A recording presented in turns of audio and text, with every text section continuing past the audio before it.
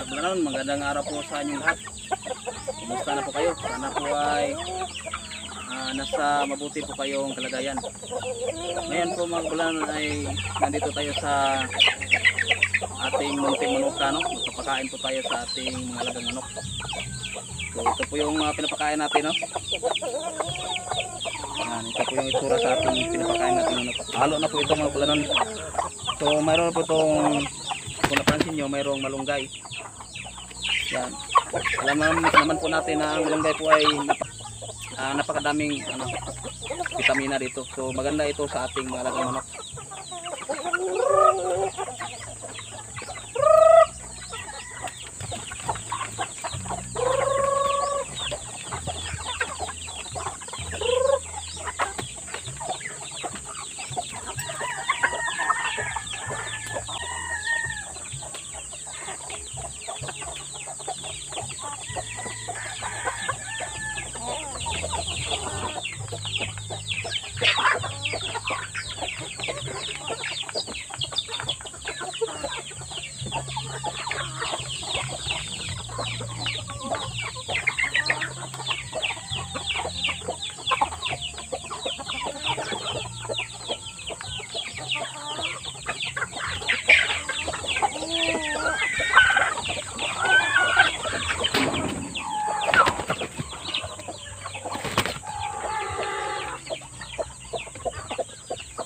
At ipakita ko rin po sa inyo mga kabalanon ang ating mga nangitlog na inahin, no? At yung mga naglimlim.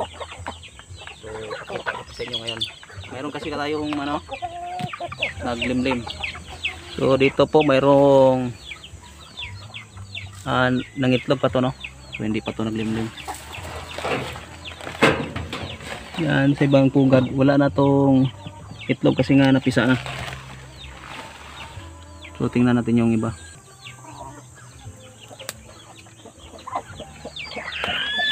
Tapos dito wala na. Kasi napisa na, no. At dito mga kabalanon, mayroon na tayong nagsapaw na naman, no. So kailangan talaga natin ito masolusyonan kasi nga naka-experience na po ko nito, no, na nagsapaw. So ang nangyari, nabugok yung mga itlog. So hanapan po natin ng solusyon ito.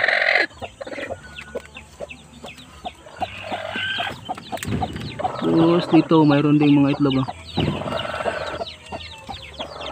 Itlog ito ng mga basilan. So ito po yung siyamo basilan natin, no? So nakita nyo tatlo lang yung naging sisyo.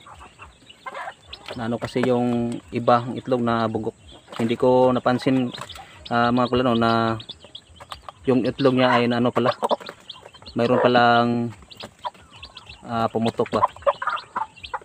So nagka-infected yung mga itlog niya, kaya ito lang naging sisiyo, tatlo lang. Pero okay lang naman, mayroon pa naman tayong maraming inahin. So tingnan po natin yung ibang mga sisiyo natin.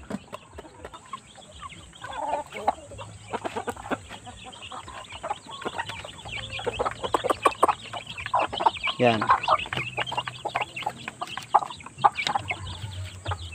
Ito po yung inahin, ito ay asil basila na po ito. Breeding na po ito ng asil at saka basilan. So yan ang mga sisyo niya. Yan, sisigla ng mga sisyo. Tapos dito asil basilan din ito, itong inahin. Yan, na-upgrade na po ito, no? Kung napansin nyo ang laki ng inahin, no? Malaki yung pangangatawan niya dahil na breeding na po ito ng ating Indian asil. Yan. Yan. Tapos ito po yung pure na basila, no? Matanda na to na inahin. Ito po yung pinakauna ko na basilan dito sa aking manukan. So anak na niya po ito, itong dalawa.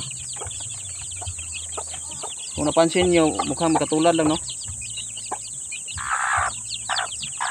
Pero mas malaki pa yung anak. Kasi nga na breeding na po yan ng Indian Asel.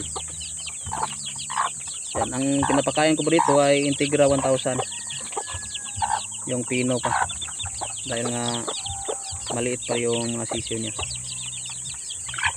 So may nagtanong sa akin mga kulanon, kung araw-araw ba ako na magbigay ng vitamins dito sa aking manukan.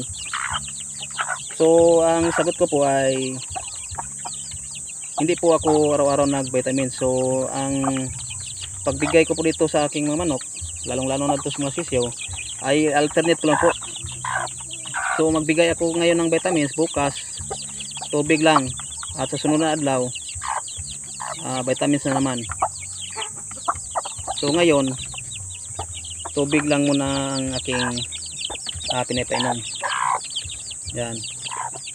So dapat lang talaga no, malinis yung tubig na ating ipainom no, para hindi magkakasakit yung mga sisiyo natin.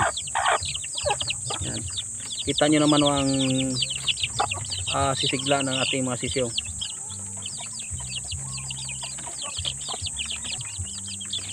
Yan. Tips ko po sa inyo, kung hindi naman nanghina yung sisiyo nyo, malusog nyo naman yung sisiyo nyo, wag lang kayong masyadong magbigay ng vitamins no, pag ganitong malulusog ang yung sisiyo. Kaya sa experience ko po, okay naman ang sisiyo na hindi natin palaging bigyan ng vitamins, kasi nga yung mga pagkain nila ay mayroon ng vitamins dyan. So pwede natin na paminsan-minsan lang. Depende din po yun sa atin. Kung marami po kayong budget, pwede nyo po yan araw-arawin pang dagdag protection sa inyong mga sisiyo. So puntahan natin yung iba nating mga manok. So dito tayo sa iba nating manok no? Kung napansin nyo, mayroong net ito. Ito mayroong raised net. So sinadya ko po yan para hindi sulungin yung mga manok ba. Kasi mayroon ang mga asil natin, yung mga basilan natin ay kinakuwalan lang natin. So lagyan natin ng bakod para hindi sila hindi sila awayin ba.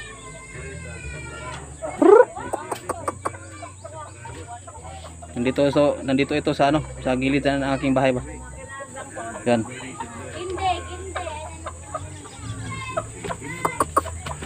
Yan, kung nakita nyo, rasa po yan ng manok o yung mga mistiso ba. Isa po yung white gold. Ang ganda na kulay no.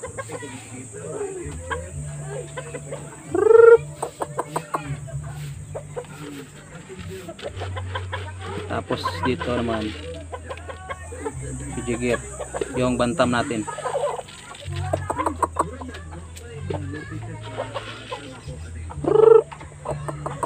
So ito pong siyamo natin mga plano no. Ang tatangkad na. Ayan. 4 months pa lang po ito no. So tips ko po sa inyo, kung mayroon po kayong siyamo, dapat yung kulungan mataas no. Kasi nga kahit na mataas itong kulungan ko ay sangko pa sa babaw ang kailang ulo. Yan. Dapat kung mayroon po kayong siyamo, dapat na mas mataas pa ka sa dito. At mas malaki pa yung kulungan nila. Kasi nga ang siyamo na manok, kung nakita nyo, ang tatangkad talaga ng lahi ng manok ito. So yan, nakita nyo, sangko pa yung ulo niya, kahit na mataas na yung ginawa ko na kulungan. At sa pagpakain po ng siyamo, dapat talaga yung pagkain nila ay marami. Kasi nga itong na manok ito, itong lahi ng manok, ay malakas ito kumain. So kakain po ito kahit nagabi kung mayroong ilaw. So sa akin lang po, ito po yung aking mga ginawa dito sa aking mga kamo. So dinamihan ko po ng pagkain, yung pagkain na. Kasi nga pag katapos na pagkain ngayon, mamaya kakain na naman to.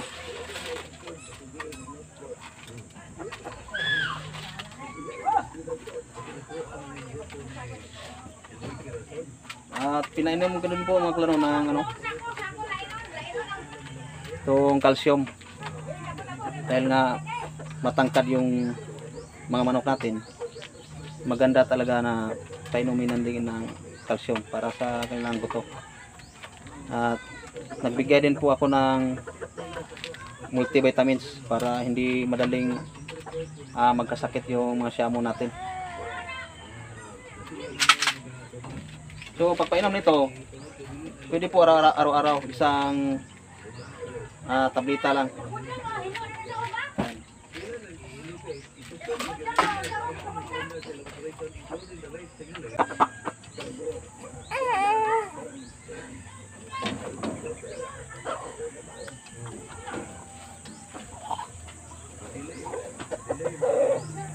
Kita nyo yung mukha, oh. Ang laki na manok. So 4 months pa lang po ito. Malaki na talaga.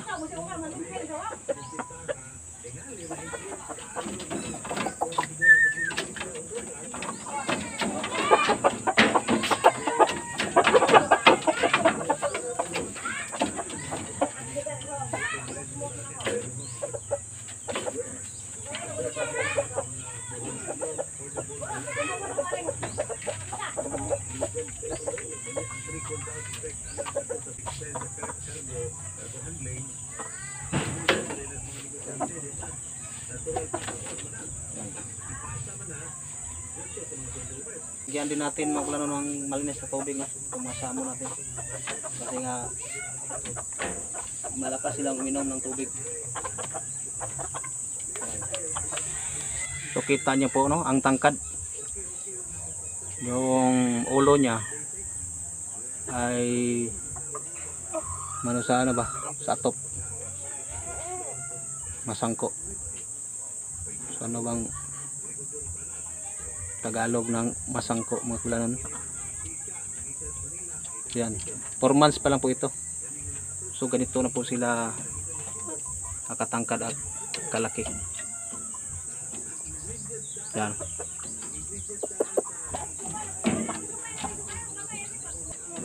At panghuli ko po na tips sa inyo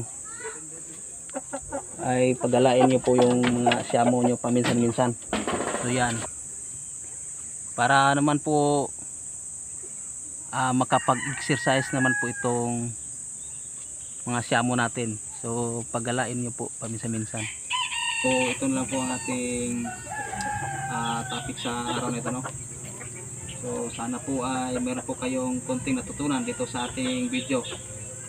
So sa mga hindi pa nakasubscribe, sana po ay mag-consider po kayo na mag-subscribe para naman po matulungan itong ating munting channel. At sa mga ating solid na subscribers, sa ating mga supporters, marami pong salamat sa lahat. God bless po mga kablanon.